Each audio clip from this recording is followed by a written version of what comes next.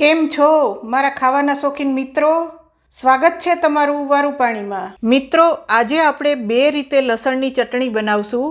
એક સૂકી લસણની ચટણી અને એક ગ્રેવીવાળી લસણની ચટણી.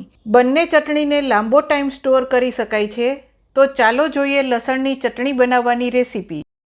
લસણની ચટણી બનાવવા માટે આ મેં અડધી વાટકી ફોલેલું લસણ લીધું છે. એને આપણે એક મિક્સર જારમાં લઈ લેશું. આ લસણની ચટણીને તમે ખાંડણી દસ્તામાં ખાંડીને પણ કરી શકો, પરંતુ અત્યારની ફાસ્ટ લાઈફમાં કોઈને ખાંડણી દસ્તામાં ખાંડવાનો ટાઈમ હોતો નથી, તો આપણે અત્યારે આ લસણની ચટણી મિક્સરમાં જ બનાવશું. સ્વાદ પ્રમાણે મીઠું એડ કરશું. આમાં મીઠાનું પ્રમાણ થોડું ચડિયાતું રાખશું. થોડી ખાંડ એડ કરશું. 1 ચમચી જેટલો ધાણાનો પાવડર એડ કરશું. થોડો શેકેલા જીરુંનો પાવડર એડ કરશું અને 2 ચમચી કાશ્મીરી લાલ મરચું પાવડર એડ કરશું. આમાં જો તમારે તીખું વધારે ખાવું હોય તો 1 ચમચી તીખું મરચું અને 1 ચમચી કાશ્મીરી મરચું બંને મિક્સ કરીને એડ કરી શકાય. હવે આપણે આ બધી વસ્તુને પીસી લેશું. આપણે લસણની ચટણીને મિક્સરમાં પીસી લીધી છે. આ લસણની ચટણીને ફાઇન પેસ્ટ નથી બનાવવાની. આ રીતે લસણ થોડું અધકચરું રહે એ રીતે જ પીસવાની છે. હવે આપણે આ લસણની ચટણીને એક બોલમાં કાઢી લેશું.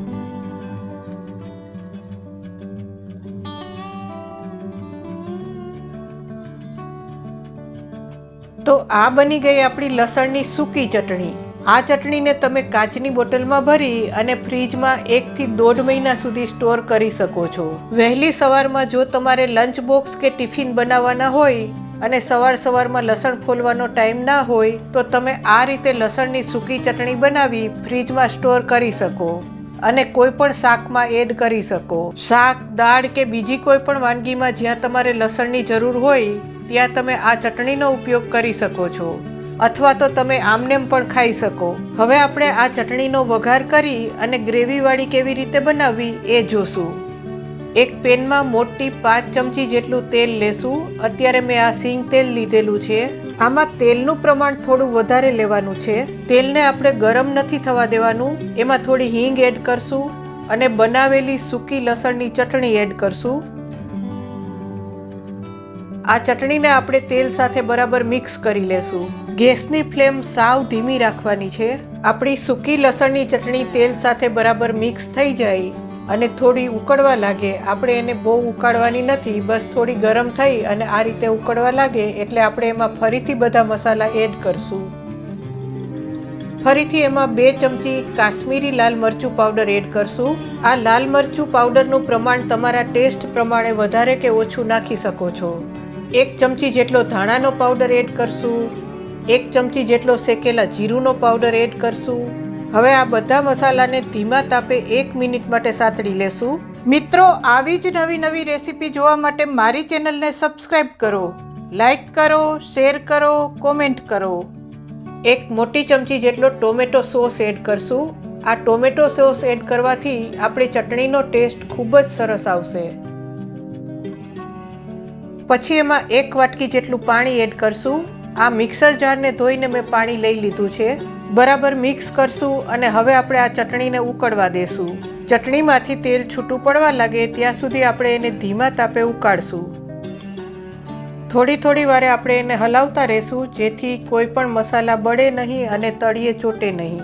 મિત્રો, હજી સુધી મારી ચેનલને સબસ્ક્રાઇબ નથી કરી તો ફટાફટ સબસ્ક્રાઇબ કરો અને બાજુમાં રહેલા બેલ આઇકનને ક્લિક કરો જેથી મારા દરેક નવા વિડીયોની નોટિફિકેશન તમને મળતી રહે.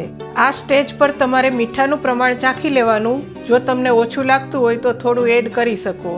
આમાં મેં પહેલાં જ વધારે એડ કરેલું હતું એટલે હું ફરીથી એડ કરતી નથી. હવે આપણી ચટણી બરાબર ઉકળી ગઈ છે. આ રીતે ઉપર તેલ છૂટું પડવા લાગે એટલે આપણી ચટણી બરાબર ઉકળી ગઈ છે. હવે આપણે ગેસને બંધ કરશું અને ચટણીને થોડી ઠંડી થવા દેશું. આ ચટણી થોડી ઠંડી થાય પછી આપણે એમાં 1 ચમચી જેટલો વિનેગર એડ કરશું. આ વિનેગરની જગ્યાએ તમે લીંબુનો રસ પણ એડ કરી શકો. વિનેગર કે લીંબુ એડ કરવાથી ચટણીનો ટેસ્ટ પણ સરસ આવશે અને પ્રિઝર્વેટિવનું કામ પણ કરશે, જેથી ચટણી લાંબો ટાઈમ આપણે સ્ટોર કરી શકીએ. હવે આપણે આને એક સર્વિંગ બોલમાં લઈ લેશું. જો તમારે ચટણીને સ્ટોર કરીને ના રાખવી હોય તો છેલ્લે એમાં લીલા ધાણા પણ એડ કરી શકાય. તો તૈયાર છે આપણી ખૂબ જ ટેસ્ટી લસણની ચટણી. આને તમે કાચની બોટલમાં ભરી અને ફ્રીજમાં 1 મહિના સુધી સ્ટોર કરી શકો છો.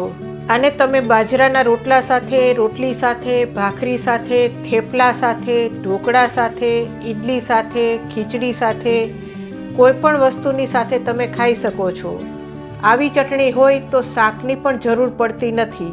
તો મિત્રો, તમે પણ આ રીતે લસણની ચટણી બનાવી ટેસ્ટ જરૂરથી કરશો અને તમારી કોમેન્ટ મને કોમેન્ટ બોક્સમાં જરૂરથી આપશો.